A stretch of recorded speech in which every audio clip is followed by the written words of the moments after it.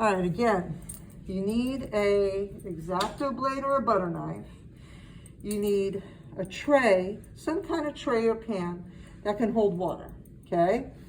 You need, basically these are pastels, the chalky pastels, or you can use a charcoal stick, or you could even use pencil, okay? Now, the way this goes is the following. You take your color, you scrape it off and in like powder.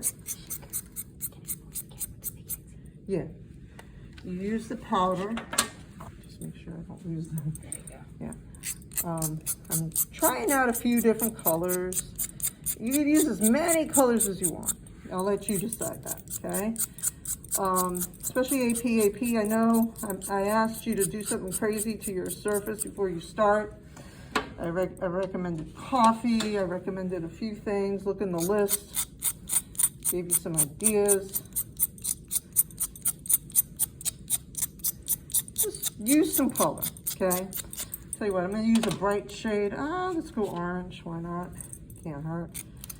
As many colors as you want to use. Sky's the limit, okay? Now, the coolest thing is about to happen. All right, next thing, you take your paper. Okay, this is regular sketchbook paper, okay? And what I'm gonna do, usually I do it in a bigger bath of a tub thing. It's kind of better. I'm gonna gravitate this so that I just sink it in, and I lift up. And if somebody can check that out, it's pretty cool. Get this like marbleizing texture. Leave it off to the drying rack and let it dry. You're gonna love what it does to the watercolor paper though. Now, that paper's thin. Thicker paper is a little bit better, okay? Now I'm gonna do it again, and it's okay, you could kind of redo it, reuse it. And what's happening is because it's resting at the top, that's where the energy kind of happens. Once you've done it once, it's kind of good to do it again, to add in up on the top layer. Because if you don't have it up at the top layer, everything sinks to the bottom. Right now, surface tension of the water is what's holding it, okay? Scientists, I'm sure you could explain that. I can't, I'll let you decide that.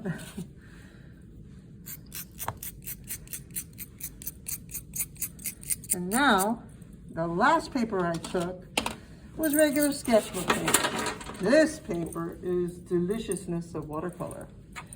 So I'm gonna tilt my, usually you shouldn't have to tilt if what you're working on or with is a little bit of an easier kind of surface.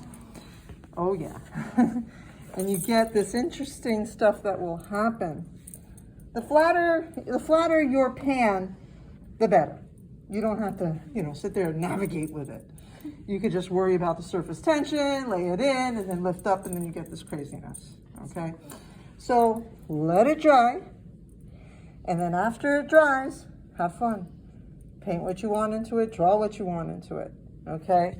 And sometimes what it does is it gives it another layer, something interesting to look at, okay? So thank you for letting me share. I hope you enjoyed that.